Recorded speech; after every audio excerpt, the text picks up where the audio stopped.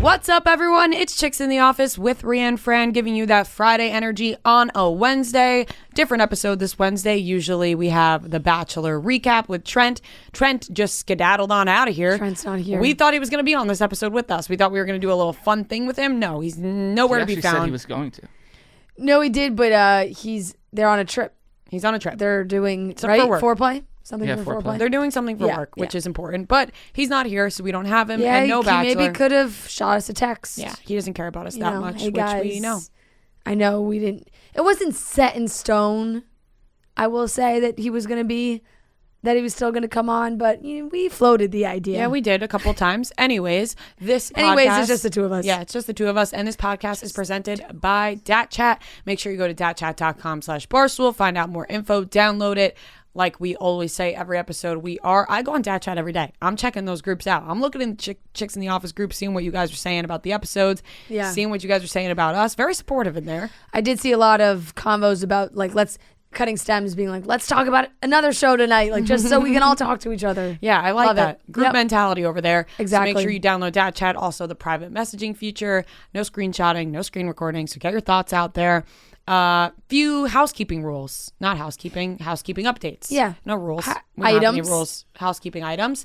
Number 1, if you are in LA or going to be in LA for the Super Bowl week, we are doing a live show February 10th, which is a Thursday, 8 p.m. LA time. Yes. And the tickets are now on sale, which we forgot to mention on Monday's episode. Link will be in the description. Link will be in the description. If you're going to be going, bring your friends, send other people. We want to see your faces there. Also, the VIP, very important to note. There's a lot of cool things that come with the VIP that is different than the original live shows that we did. So make sure you check that out. Get your tickets. We want to see you guys there. Second thing. Can I add to the first thing? Yes. If you are nervous about going to a show potentially by yourself, I saw people being like, oh, I live in LA, but I don't have anybody to go with. Go by yourself. I want girls to go. I want you, if you're there by yourself, look around. Hopefully there'll be other people or other girls. Introduce yourselves. Make friends. Mingle. Let's talk. Sign up for the meet and greet. Let's all meet each other and make friends. And if you do buy a ticket alone, DM us, because we do go through our DMs sometimes, and hopefully we'll see that. And be sure to say hi to you guys in some way, shape, or form. There were many people that came alone during our live shows in the fall, and we were honored that people would do that. So if you want to come alone, do that. Don't think it's weird. There are other people. Also, join Dat Chat, because you can talk to other people on there that could be going alone. Make friends through Chicks in the Office, which we love to see. Yeah. So very important note there, Francesca. Number 2, the first Harry Potter pod, Chicks in Hogwarts, will be coming out next week. Yes. We have recorded the first episode. Yes. And it's a good one. I think we were all very pleased after it ended. We all looked at each other and said, that was great. Yes, I'm very happy about it. Noah has given us a unbelievably vigorous watching and recording schedule. Yeah, so he's got me watching 2 films a week. They will be all out on time starting on January 28th. Yes. Thursdays. There'll be 1 movie a week starting January 28th. There will be a couple skips. Yeah. The Super Bowl show, and then a week in March will be a skip. So I'm pretty sure it'll go first 2 movies and then a break, 1 week off, and then right 1, 2, break 3, 4, 5, 6, break 7, 8. January 27th, February 3rd, 17th, 24th. There's a week off after that. Wait, is it the 27th or the 28th? It's the 27th. Oh, the 27th. Yes. That we're off. No, 27th. Oh, yes, January 27th is the first day. Oh, yeah, it's out. 27th. Why was I saying 28? I don't know. And then March 3rd, March 10th, March 24th. So it's a week off between that. And then March 31st is the final. Okay. Yeah. So those will be all the weeks we will have episodes Monday, Wednesday, Friday, and the additional Harry Potter convo. Also very Thursday. cool merch. Yeah, we do have cool merch coming. There's going to be fun stuff. Yeah. Fun stuff. Dedicated to the houses. So very excited for that. So yeah, you're going to be hearing from us 4 times a week now. Far too much. Yeah. I'm getting sick of my own voice. Yes. Look, of course we don't have The Bachelor today, so this is normally how we spend the episodes. There are, once again, it just kind of feels like everything that is happening are things we have been talking about every single day. You guys need a break. We need a break. Jamie Lynn Spears has every single headline on page 6. Like every other article is about Jamie Lynn Spears. And rightfully so. I mean, she has her Call Her Daddy interview that is out, which everyone is talking about. And we will talk about it, but we're going to talk about it on Friday because part 1 is out. We can only listen to part 1. That way we can listen to part 1 and part 2, talk about all of it on Friday. Yes. Yeah, because it's Jamie Lynn every day. It is. But we're getting because if we talk about it today, she is certainly selling books. That's for sure. I'd rather talk about both interviews in one time. Because if like we talk about parts. it today, then we're going to talk about it again on Friday. Correct. And then that's just too much Jamie Lynn, even though we're talking about her right now. Yeah. So we're going to talk about both parts of the Call Her Daddy interview on Friday. We're talking about Jamie Lynn right now to say that we're going to talk about Jamie Lynn on Friday. Oh, we're taking a break from talking about Jamie Lynn. Yeah. Just so much going on in the Spears world right now. But yeah, usually we have the Bachelor recap, and we don't have that. So in place of the Bachelor recap, we're going to do a little Summer House recap because the first episode premiered Monday night. And then, of course, we still have something Bachelor-centric involved here. Of course. We got Jesse Palmer, the host of the show, on as well. Great interview with him. So we're gonna get into that. I wanted to make a clarification because Gia pointed this out to me, and I was embarrassed. what? When we were talking about Hunter Schafer and Dominic Fike, I was like, there's not really any couples that have like come out of Euphoria. I talked about it on group chat, and Gia was like, well, no, Zendaya and Jacob Elordi. And then why didn't you stop me? I got to be honest, that was in my head.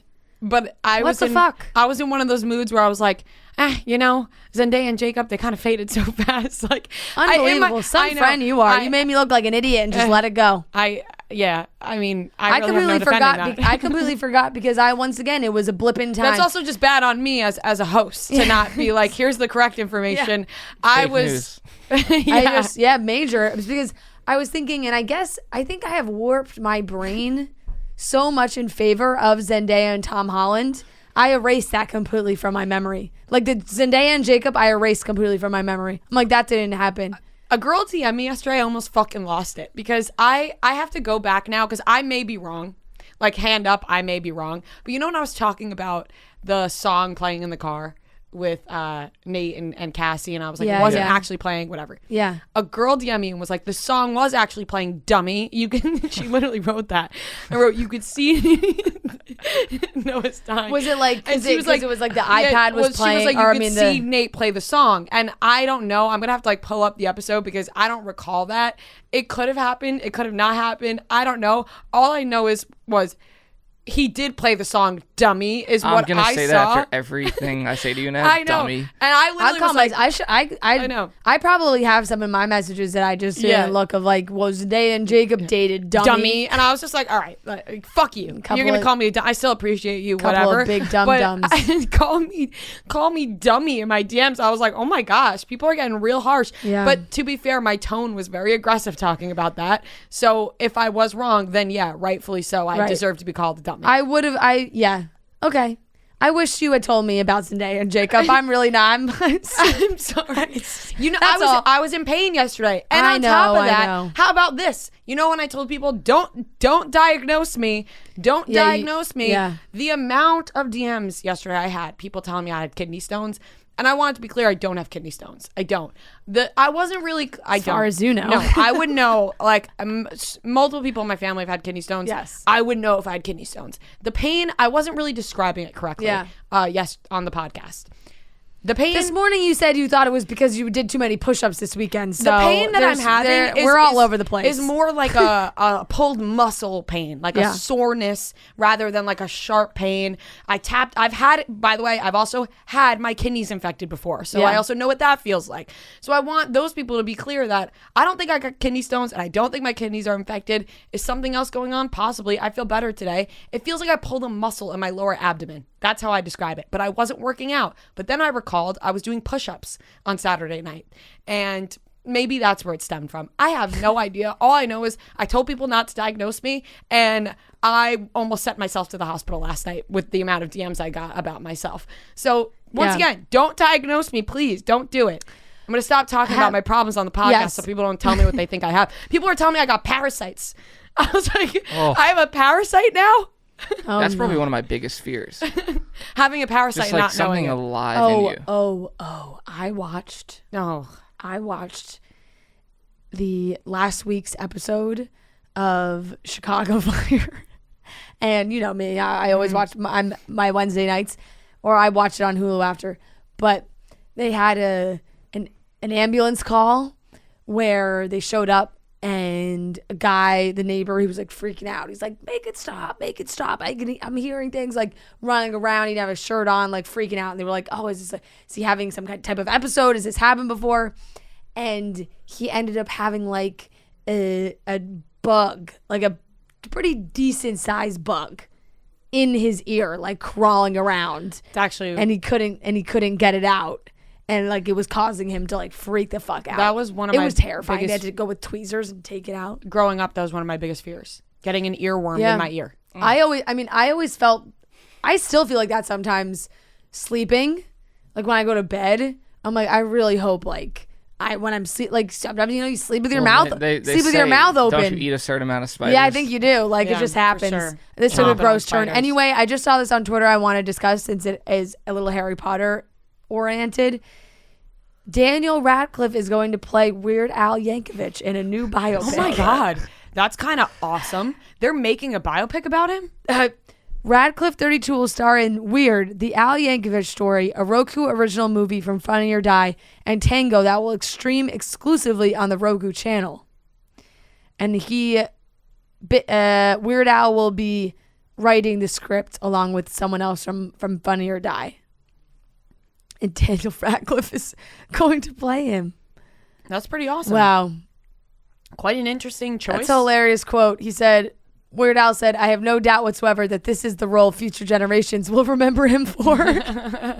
That is quite funny. And also just exciting for Daniel Radcliffe. Get something new in there. Oh my goodness. Yeah. Yeah.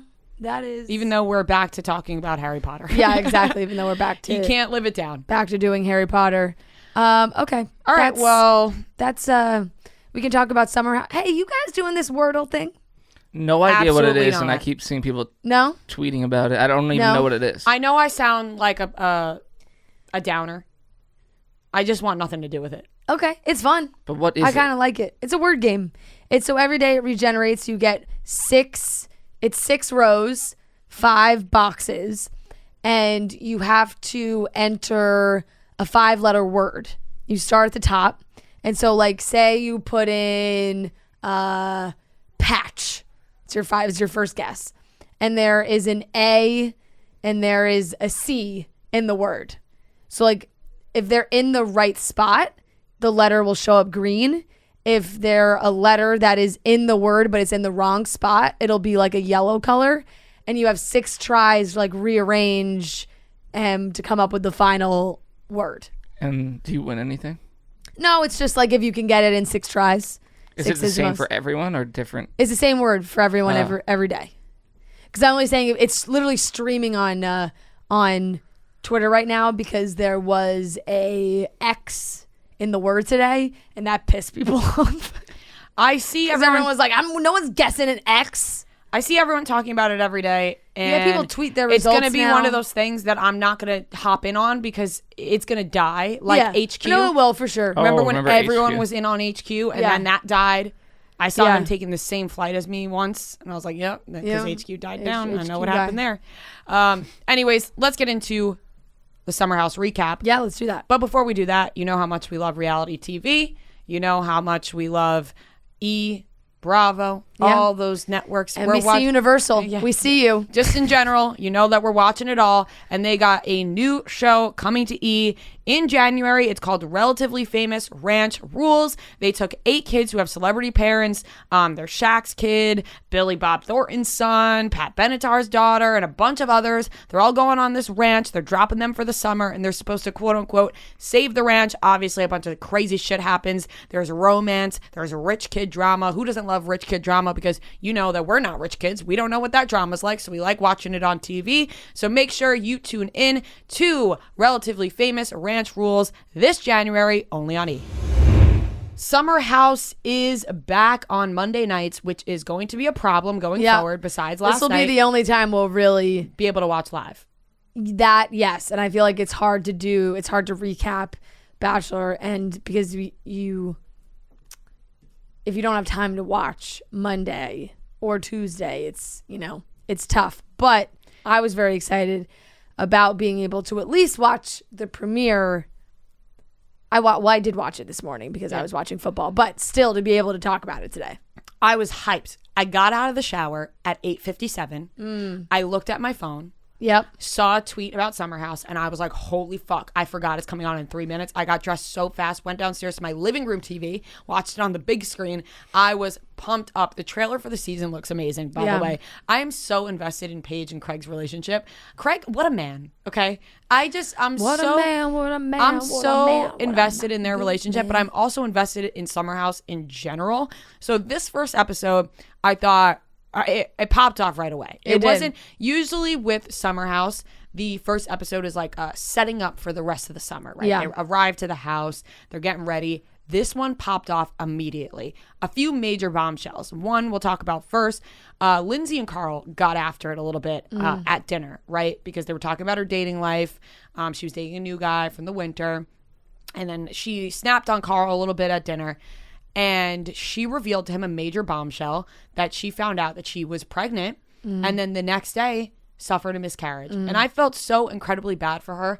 And Danielle was saying throughout the episode, like, Lindsay has been going through some stuff. She'll talk about it, but, she's not acting like this for no reason. Like there's a reason. There's something else going on in her life and why Lindsay's acting this way. And then she talked to Carl about it. And then I think it was, obviously they're not dating yet in this point, but it's so great to hear now Carl and Lindsay be happy together because you could tell how much they respect each other's friendship. And just in that moment alone, Lindsay telling Carl and Carl being like, why wouldn't you tell me? Yeah. And Lindsay saying, you were dealing with a lot. I didn't want to put that on you. They just respect each other so much and have this great friendship that it makes sense why they're together now. Yeah, they both really know how to navigate each other, if that makes sense. Yes.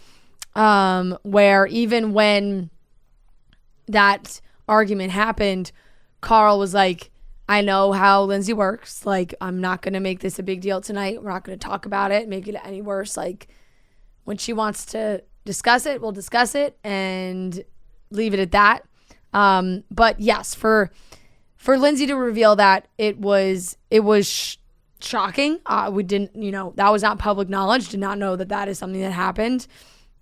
And it takes a lot of strength to share those kinds of moments on this show. And also, we just know how much she has talked about wanting a family and having kids and having that life. Even everyone joked with the timeline with the boyfriend last season of like, okay, this is the day we met, and then this is the day that we're going to get engaged, and then this is the month that we're going to get married, and this is the month we're going to have kids, like to kind of be planning that out.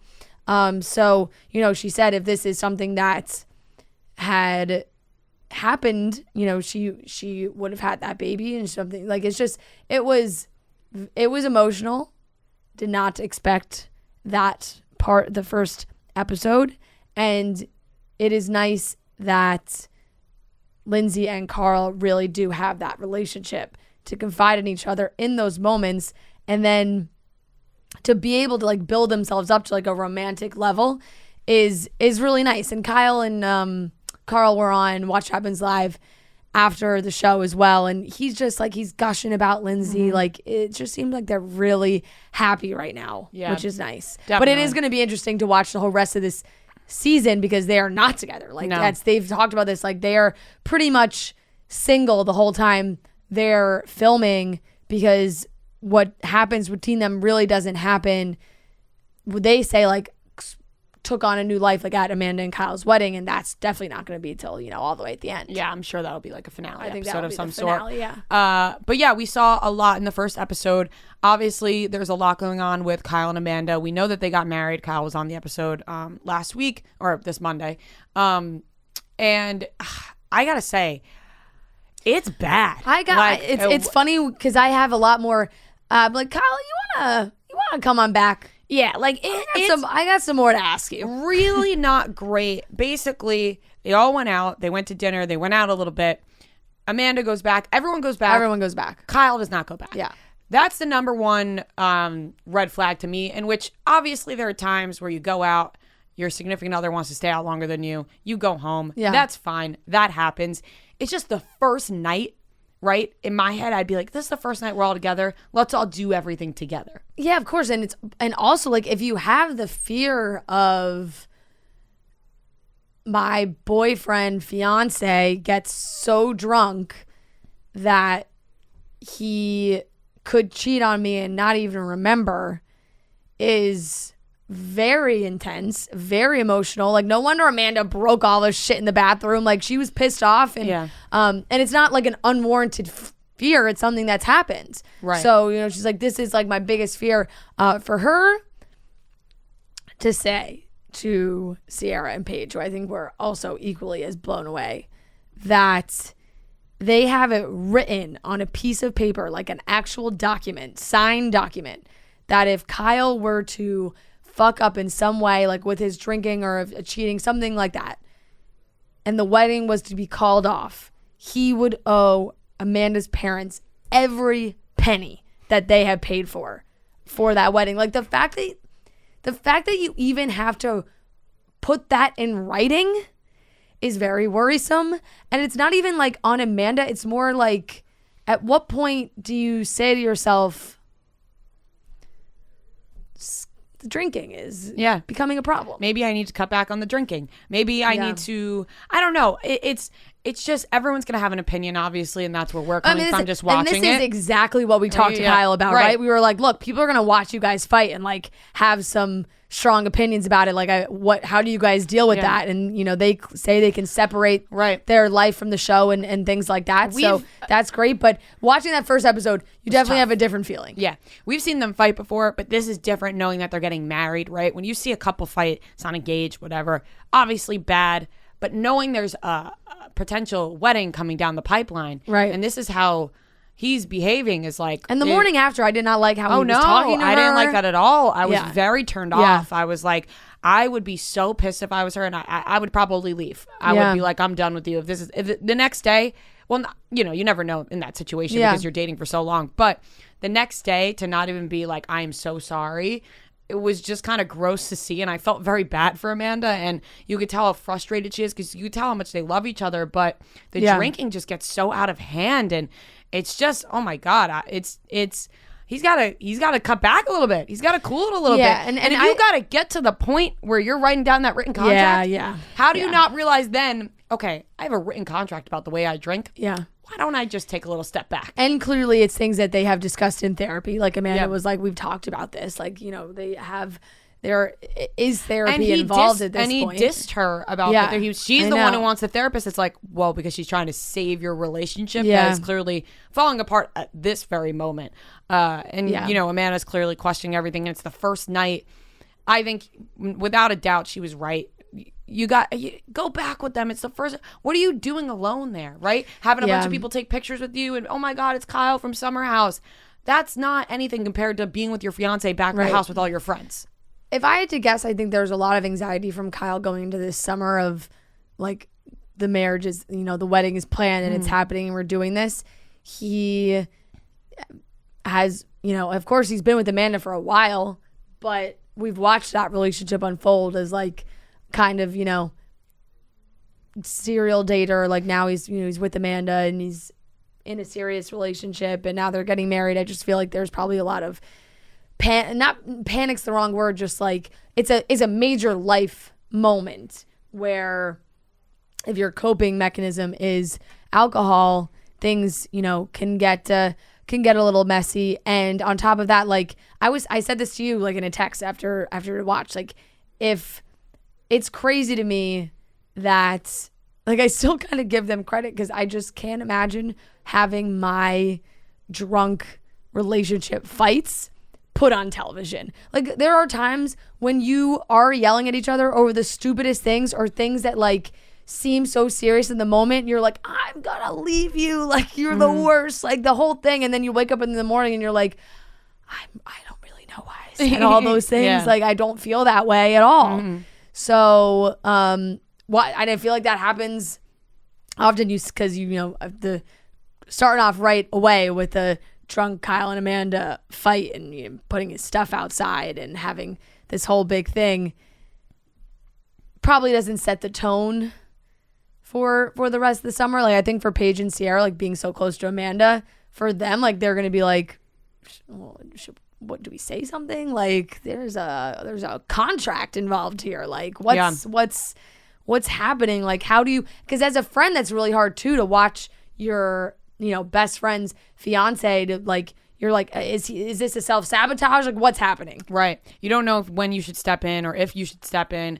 But that was kind of the main thing for the whole episode. Yeah. I do like the addition of Mayo, who is Paige's She seems really friend. cool. She seems cool. She seems like she's open to being friends with the group. She's like cracking jokes. She's down to hang. Seems like she has a great personality. So I feel like she's a great addition. And I don't know about Meathead Alex. Yeah, I don't know how cute, well but it's just, Alex is fitting in. Andrea, very funny. I love Andrea. I love think- Andrea. He's like, this is the first summer I can go back to my family. Yeah, in he's Italy. And he's it's like, oh, Andrea. Yeah, he's cute. You can tell he really likes Paige. Paige enjoys being single for right now. I knew some of this, I guess, but I didn't realize how much potential crossover there was with Andrea and Craig. Not crossover, but like I know she was dating and seeing people like as she should, but I didn't know, like I was under the impression that when they came back from Winter House that they hung out a little and then it was like, oh, this isn't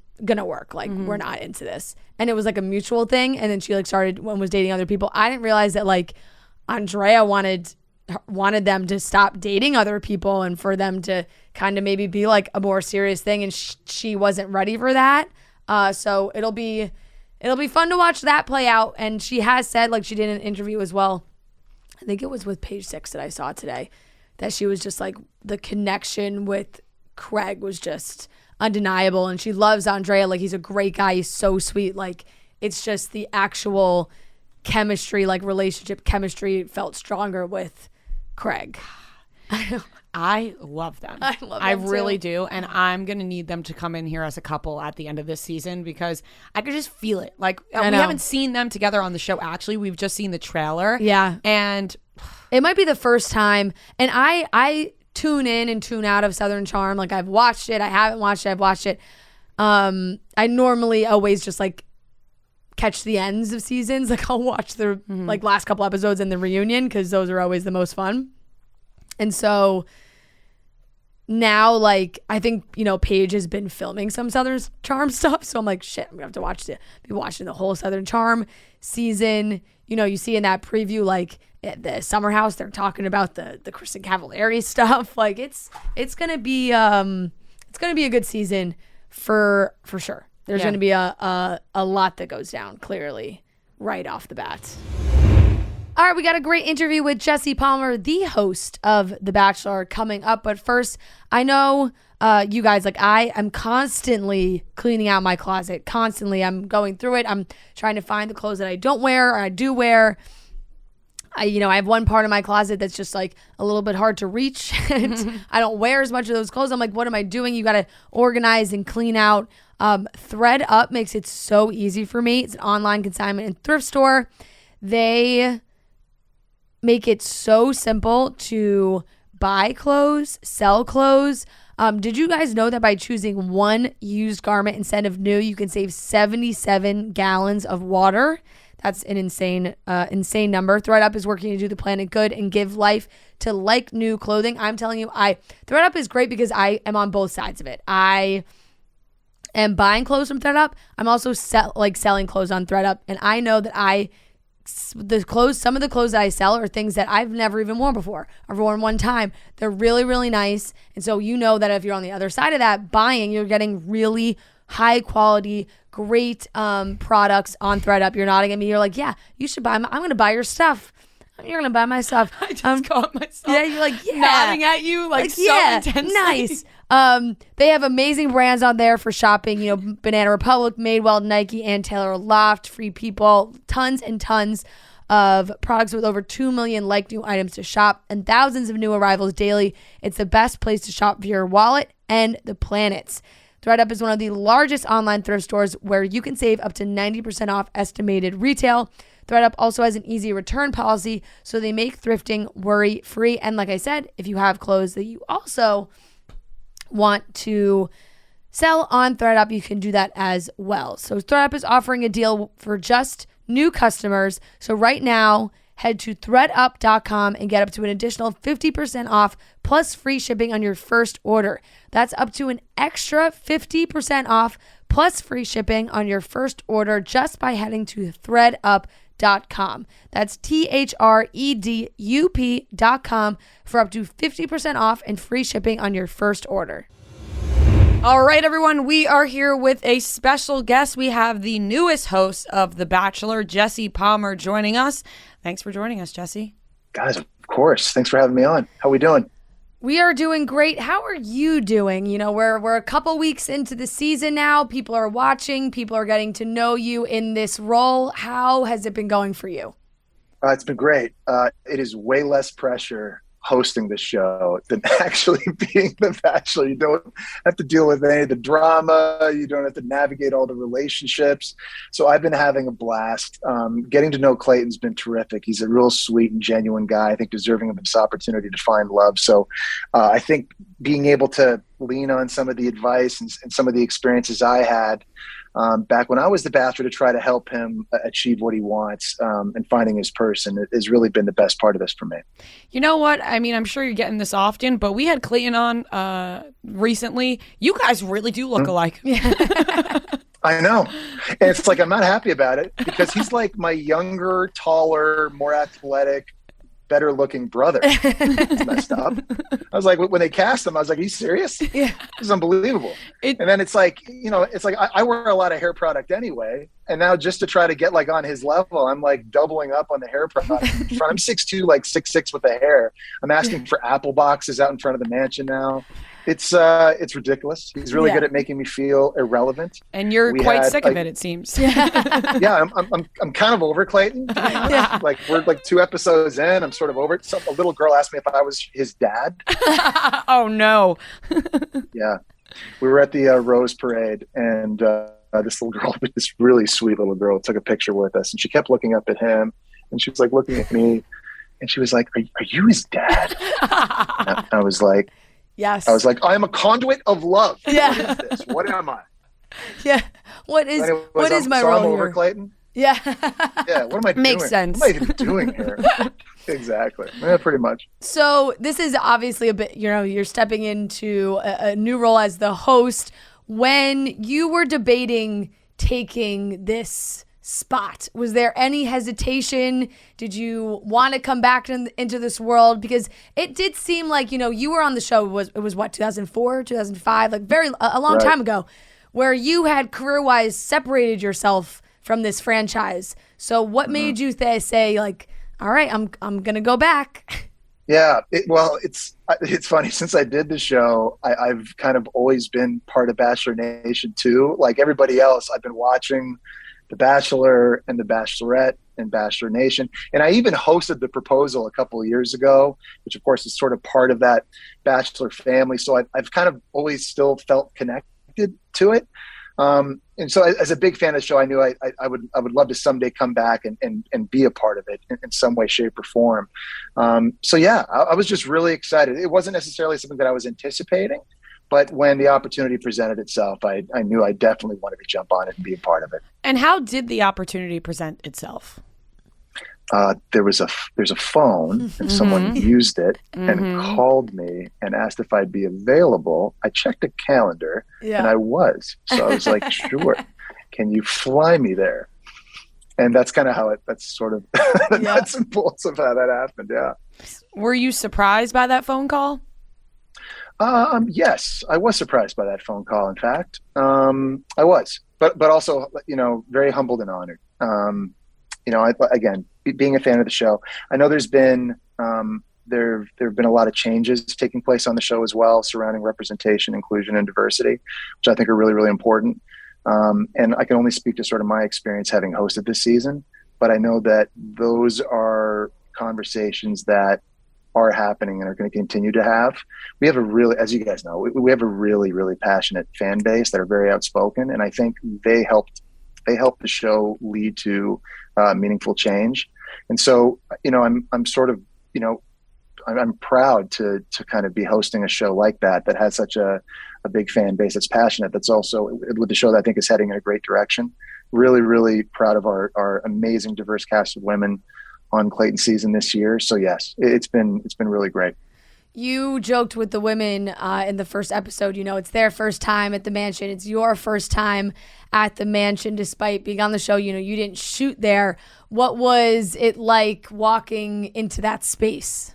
I was pissed because the budget's gone way up since mine. Of course. I mean, I'm watching Susie. Yeah, like she's like riding a helicopter and landing it onto a yacht, like Russian oligarch style, and then getting out and like popping champagne in a hot tub. I'm like, dude, I rode a donkey. Yeah.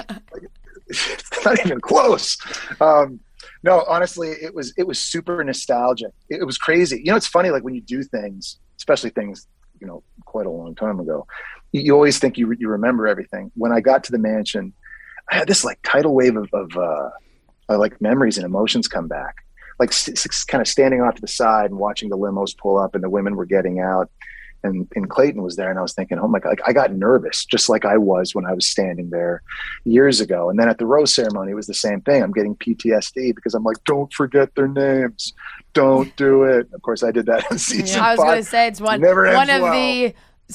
that clip recycles online every year. It feels like when the show comes back, they're like, hey, everyone, remember when Jesse Palmer said the wrong name? You can't blame you for that, though. There's too many women. So many women. People like just won't. It's like I keep thinking like it's like a bad record in sports. You want like the guy that threw the most interceptions in a game is dying for someone to break that record. I just need someone to forget someone's name again, but it never happens. Right. And you're right. Thank you, by the way, because I totally tried to I tried to go coast to coast and get all the I didn't take breaks. Like today, the Bachelor will go out, say a few names, excuse himself, walk off set, come back in, collect himself, get the names, go back. I tried to go like 16 for 16. And after a couple of vodka sodas, that never really that doesn't go great at like 6:30 in the morning. Yeah. So yes, I did. I do think that was one of my first pieces of advice for him, by the way. Just don't forget names. I do think people forget how long you guys are filming, though, right? Like you just said, a couple of vodka sodas at 6:30 in the morning. It's a long night without sleep, right? It's got to be like, I haven't been on that many TV shows, but it's got to be like one of the longest nights of TV ever, because that cocktail party or the limos, I want to say they start to arrive at like basically when it gets dark. So like 7:00. And then, I mean, you see it on TV, like when the women are leaving the house after the first rose ceremony, there's like legit sunlight outside. It's like 8:30 in the morning. It's just like it's a banger. It's like, it's an all nighter. It just goes. When do you sleep after that? I feel like I've never actually asked that question. So when do you get to sleep after that? Well, that's actually interesting because I still have to go back to the house the next morning when they all move into the house. Yeah. And then I drop the first date card. That's like hours after that. So it's like you can kind of go, I go back to the hotel, I sleep for like 2 hours, but then you just get right back up and go back. And you're just like running on adrenaline and fumes. I may or may not have missed the table like 20 times the card. Got the card right here. It like flippers off. I'm like, damn it, got the card. Like, you tape it. So it's a long day for sure. You feel like a zombie. You obviously have the football background, and I think what is fun about Bachelor Nation and the way the show has changed is how people really do view it as a sport sometimes. You get the Bachelor fantasy leagues and they do drafts and they pick the girls or the guys. How do you think these two things kind of intersect? Because now, you got your toes in both things. Yeah, it's so interesting. It's really, it's amazing how much people's, I guess, concept or feeling of the show has changed since I did it. Like when I did it in 2004, like reality TV was kind of a new thing. And the show was new. The show was sort of figuring itself out. I remember playing on the Giants and having to like explain to everybody in the locker room what I was doing. Like first off, explain the whole reality thing. They're like, no, but like, how do you memorize the script? Like, I'm like, no, it's reality TV. There's just people with cameras that follow you around. And they're like, great, what do you do on the show? And I'm like, well, you're trying to, you're looking for love and you're going to hopefully get engaged in the end. They're like, dude, you play quarterback on the Giants. Like, why are you going on? That's embarrassing. Why are you going on that show? Today in like 2022, like people get high fives for going on the show. Like everyone's like congratulating people. People are excited for you. Oh my God, it's a huge opportunity that Clayton gets to do this. It's amazing. And, it's just, there's been like a total 180. It's such a big part of pop culture now. And you're right. There's Bachelor Nation and there's like fantasy leagues and like draft pools and watch parties. And I think too, it's amazing that like guys, guys in general have gotten better over the last 2 decades at like opening up and sort of, having feelings and doing it on air.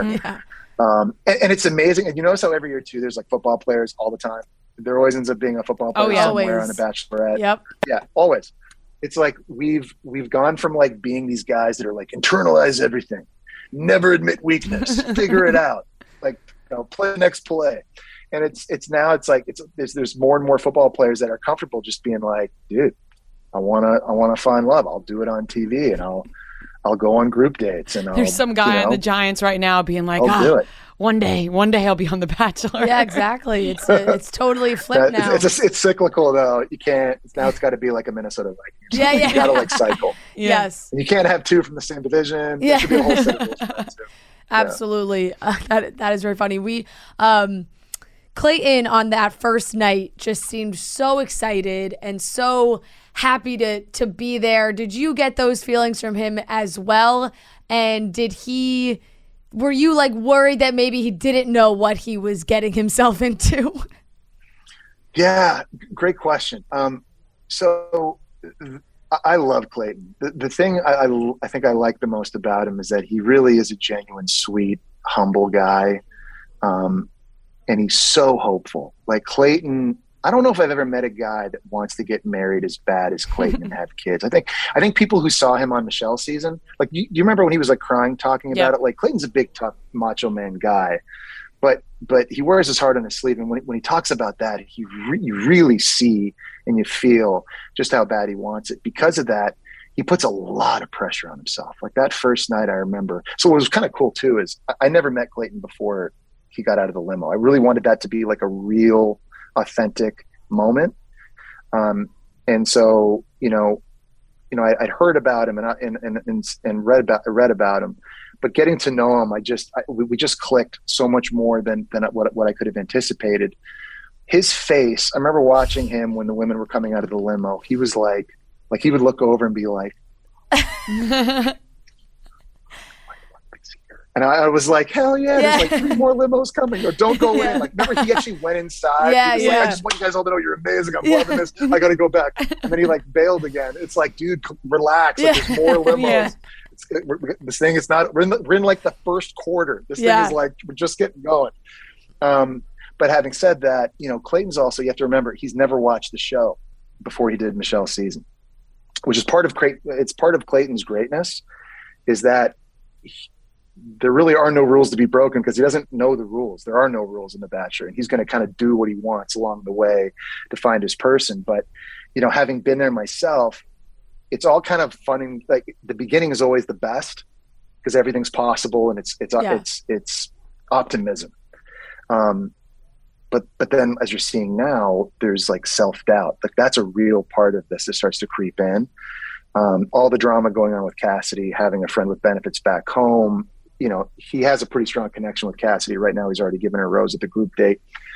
How is that going to impact his decision? Is he actually going to take this rose back in the next episode? What I can say is, like, having self-doubt in life and dating, but on this show, it's not like throwing an interception in a football game where you're like, forget about that play. Yeah. Short-term memory, move on, next play. If you get self-doubt on that show that early, you wear that for the rest of the entire season, because now you look at every other woman and you're like, is she really into me? Does she want to be here for me? Because you have to remember too, with Clayton, the women didn't know who he was before they got out of the limo, which is very different from past seasons, right? His season with Michelle, that didn't air until after we'd already started filming. Right. So he's not like Ben Higgins, who's just like, dude, these women are going to love me. I know it. Yeah. He's sitting there and he's like, do they think I'm handsome? Am I enough? Am I going to be enough? I'm from a small town. I've never really been to LA. Like what, imagine all those things going on in his head. Like he's had to juggle. He had 3 women go home before the first rose ceremony, essentially self-eliminate. Right. So he's had like already a bunch of firsts that have never happened. He potentially has another one coming up in the next episode. And I promise you, there are so many more coming down the road.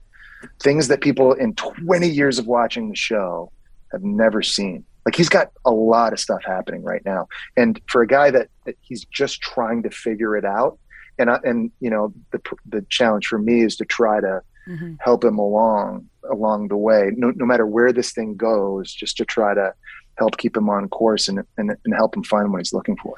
Absolutely. And it's a weird concept, like you said, sitting there having the self-doubt. You don't know, one, you're talking about whether or not they like him. And we saw, I'm blanking on her name, but she was like, hate him. So not the vibe. Claire, yeah. Yeah, Claire. And you have to deal with that.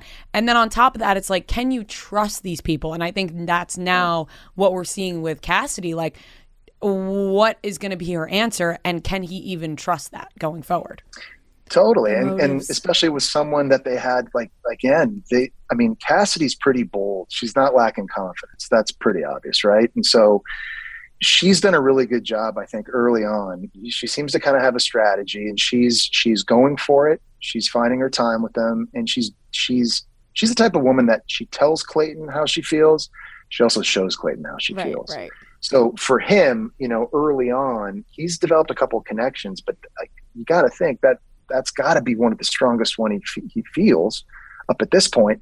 And then for this early in the game, for Sierra to come to him and go, "Hey, friends with benefit back home, just heads up." Yeah.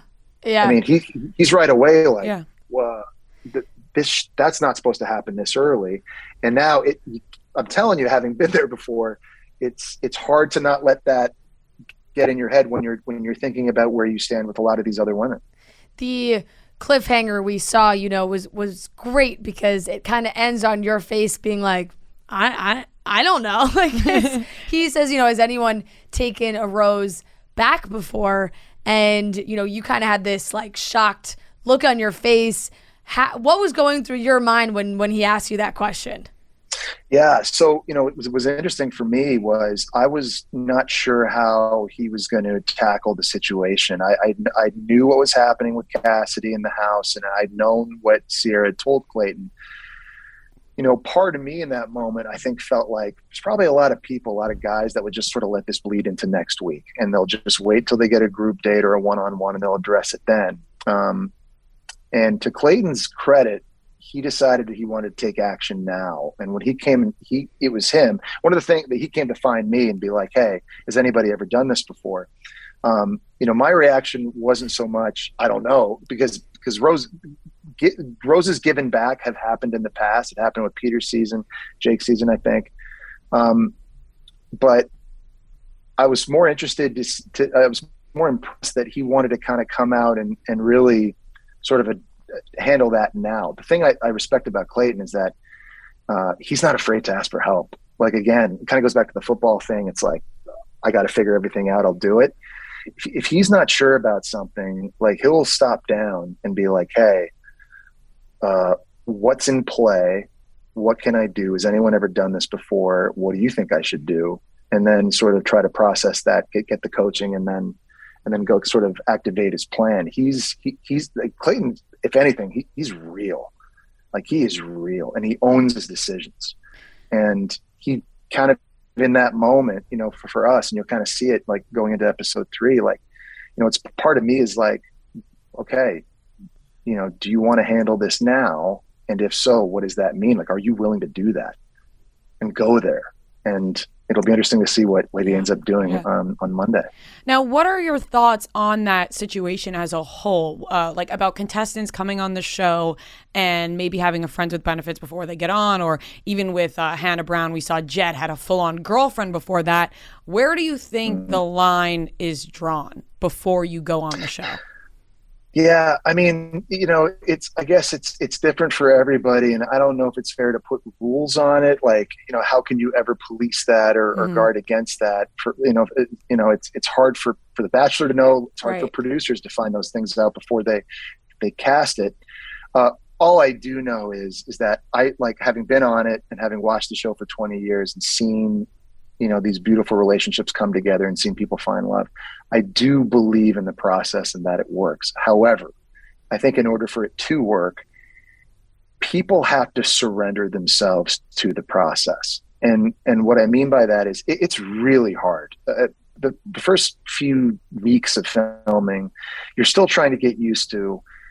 There's 30 women, there's one dude, we're all going on these group dates. There's cameras everywhere. It's really hard for me to be vulnerable and peel back layers in this situation. It's hard to do that. People can eventually get over that, but you also can't have any attachments to the outside world. You can't have, a boyfriend, someone you're kind of casually dating. Like, if you're really going to give this thing an honest shot, I think you have to surrender fully. And I think we've seen in the past, what I think kind of the beauty and the magic of the show is that when people are able to do that and be true to the experience, then this thing can work. From Trista and Ryan in the beginning, through Joe and Jordan, to Matt and Rachel, to what we've seen with Michelle and Nate, and hopefully with Clayton. This thing can work, but this is a different age too, man, like versus when I was on the show. We didn't have social media. I mean, people today are able to monetize on it, really just launch a career. I had my dream job before doing the show. I went literally right back to the locker room as soon as we got done filming. It was sort of a different time, a different thing. But I know if you really are coming on trying to find it, you have to surrender, and you can't have attachments. Yeah. Well, it seems very nice. Like, the relationship you have with Clayton seems very nice. You guys were really able to get to know each other and, help each other in this scenario. Were you able to connect with, were you able to get to know any of these women, or were they able to talk to you as well? Or was it kind of a little bit more separated? For me, most of my time was really spent with Clayton. Yeah. We kind of in helping him sort of navigate everything and being with him, and a lot of the talks early on sort of go to that. Obviously, you're sort of kind of omnipresent. You're always there. I'm always around. I'm around group dates and all those different things, so I'm aware of what's happening. But I really sort of spend most of my time and most of my focus with Clayton. What surprised you most as coming in as the new host? Like, you have to have your preconceived thoughts about it. What took you by surprise? Yeah. I think all the different hats you have to wear, really. I mean, it's funny. It's like, as I'm still figuring it out now, it's like there's times you're an advisor. There's times you're a soundboard. There's times you're kind of playing therapist. And with Clayton, there were a lot of times I was just sort of cheerleading for him. I mean, I just got along so well with him, and I just believe in him so much, and I like him so much that I really, really want this for him. It's not as easy as me just walking out, reading off of a jib camera and being like, good luck, and just sort of walking off and then just going in the back and watching all of the drama unfold. I just know how bad he wants this. And I know everybody says they want to find it.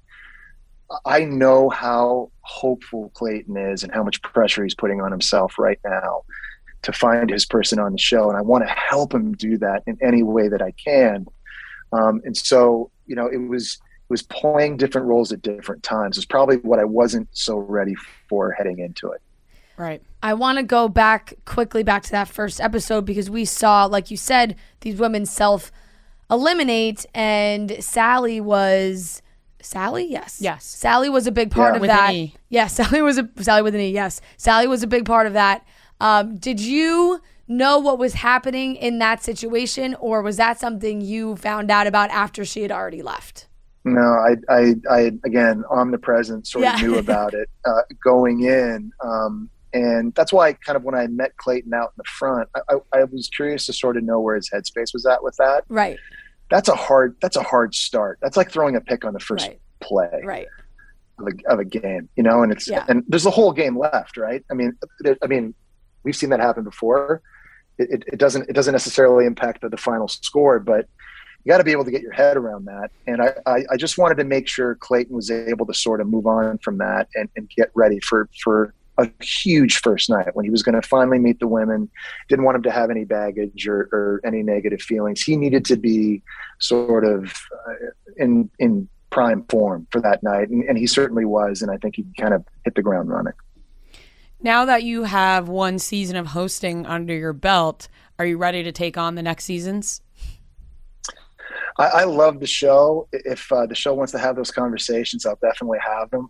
I've got my hands full dealing with Clayton. He didn't know what the first impression rose was, so I was like having to you really got to sort of hold his hand through everything and show him where you're hoping for the next Bachelor to be like, I've watched every season. Don't worry. I'm just right now just got my hands full with my taller, better looking, younger, more athletic brother who I secretly hate. I just want him to get through this. I'm just trying to help him at this point right now. Well, that's great. And I'm sure, like you said, we have tons to see from Clayton for the rest of this season. From the previews, it looks like there is no shortage of drama. Well, I'm very looking forward to watching all of it and seeing the rest of his journey. Jesse, thank you so much for joining us and coming on today. Awesome sweater. Thank I love you. it. Love the artwork. Yeah, it's amazing. The Warhol chick soup can behind. Yeah, we actually, I don't know if you could see. I don't think you probably can cut see it off all the on way at camera, the top. But we have the rules are there are no rules. That's referring to the Bachelor. That's our Bachelor. Yeah. Yes. Yes. The rules are there. I love it. All right. Yep. I got to come into studio sometime. Sounds great. Yeah, Absolutely. absolutely. Having me We'd on. love to have you. Thanks you so Jesse. much. See you guys. All right, that wraps up today's episode of Chicks in the Office. Make sure you subscribe if you're watching on YouTube. We love you guys, and we will talk to you on Friday.